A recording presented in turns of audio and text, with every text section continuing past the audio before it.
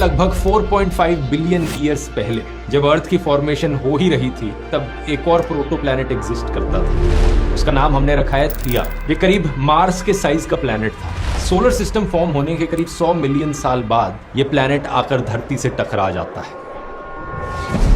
इस वक्त धरती सिर्फ एक लावा की गेंद थी, ये वाला प्लैनेट भी वही था। तो इस टकराव से होता क्या है, दोनों प्लैनेट्स का कोर एक दूसरे में अब्सॉर्ब हो जाता है। इसी बीच एक बड़ा टुकड़ा टूटकर बाहर निकल जाता है जो चांद बनता है। अर्थ का जो टोटल मास है उसका करीब 30% मास हमारे आयरन रिच कोर का है, लेकिन मून के केस में ये सिर्फ 1.6 to 1.8% ही है। इसका मतलब ये है कि ज्यादातर जो मेटल्स थे उस दूसरे प्लैनेट में वो एक्चुअली में आज धरती पे ही मिल गए हैं और धरती का ही हिस्सा बन गए हैं। और चांद जो है वो इस टकराव के मलबे से निकला है। यहां भी आप सोचोगे लेकिन ये सब हमें पता कैसे चल पाया। असल में बात क्या है कि जब पहली बार नासा ने अपोलो मिशन भेजे थे मून पर, तो वो अपने साथ बहुत सारी चांद की मिट्टी लेकर आए। चांद के मैंटल से जो सैंपल्स मिले बेसोल्टिक रॉक्स के, वो धरती पर पाए जाने वाली बेसोल्टिक रॉक्स से काफी सिमिलर थे। चांद पर पाए जाने वाले पत्थरों में जो ऑक्सीजन आइसोटोप्स और बाकी एलिमेंट्स थे वो पृथ्वी की चट्टानों में मिल रहे ऑक्सीजन और बाकी एलिमेंट से भी बहुत मिलते जुलते। चांद असल में धरती का ही हिस्सा था, लेकिन ऐसा नहीं था कि धरती अपने आप ही